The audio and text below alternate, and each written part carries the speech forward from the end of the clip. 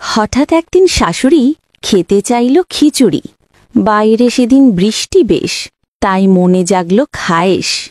বলল ডেকে শাশুড়ি, কই গো বৌমা, তাড়াতাড়ি রান্না করো খিচুড়ি। বাপের বাড়ি থাকা কালে মায়ে খাবার দিত তুলে। ঘুম থেকে উঠে সকালে কেঁদে যেতাম স্কুলে। ছিলাম আদরের রাজকন্যা, পারি না তেমন ভালো রান্না।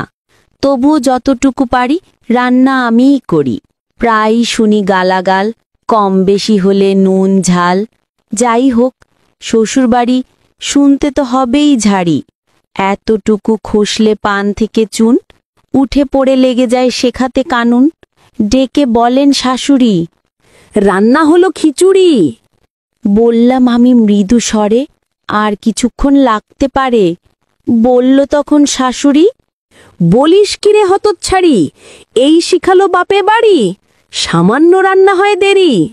আসো কাজ ঘরে ছেলে, ধরব তার কান মোলে। জিজ্ঞেস করব কেমন মেয়ে, বংশ দেখে করল বিয়ে। পারে না দে রান্না বান্না, জানে শুধু মায়া কান্না। শুরু করলেন চেঁচামেচি, তবুও আমি চুপ আছি। পাশের ঘরে ননদি হাজির হলো জলদি। বলল, আরে আরে, এ কি, এখনো রান্না বাকি? ভাইকে আজ দিব বলে এমন বউ কোথায় পেলে? পাই না খুঁজে জ্ঞানে গুণে, শুধু কেবল খেতেই জানে। কেমন মায়ের কেমন মেয়ে, ভাই যে আমার করল বিয়ে। মাকেও আমার দিল না বাদ, আমিও করলাম প্রতিবাদ।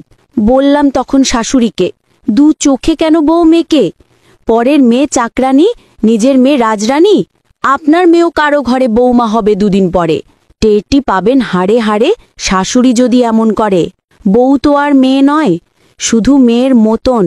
ক্ষতি কি যদি করেন মেয়ের মতন যতন? নিজ রক্তের প্রতি থাকেই অধিক টান। বৌমা আর মেয়ের মধ্যে কেন ব্যবধান?